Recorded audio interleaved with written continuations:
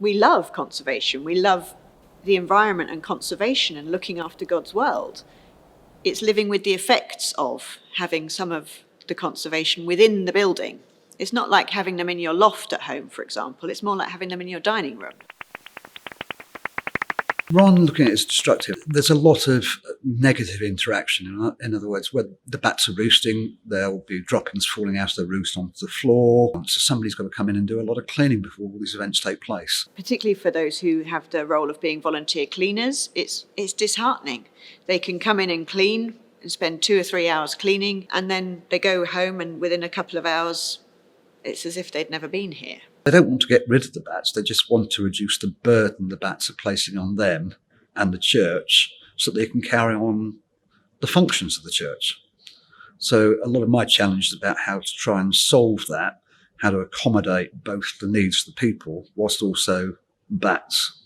The reason that bats like buildings like this is it's the closest they can get probably to ancient woodland. And what you've got here is a tall enclosed place, like a woodland ride, with nice wooden structures up at the top, like the tops of trees where they can find roosts. So it's an ideal place for them.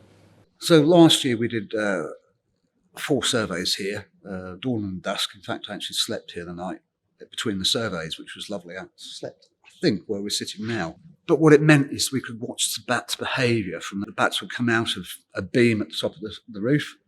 They'll fly around inside the church, circling around before they gather at the chancel and exit the building through the small gap in the stained glass window. They'll then fly off and forage. They might come back occasionally during the night, so you've got regular bats coming in and out. But the bulk of the activity is at dusk.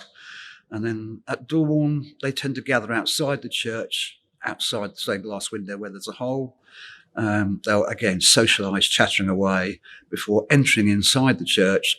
It was a very interesting case, this, because it was important for the ecologist, Chris, to find out how bats were using the church.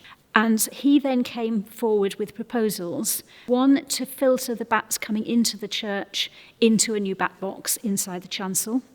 Now, that was going to be quite obvious, and therefore the architect designed a new hatchment, effectively, a modern hatchment to cover the bat box and make it seem fitting and appropriate within the church.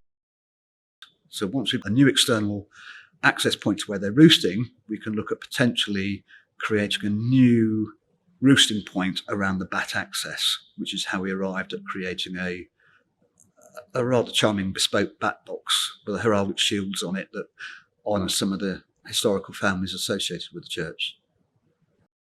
I think what we're looking at now is a longer term relationship between the bat group and hopefully quite a few church communities, not just in Willington but in other places as well.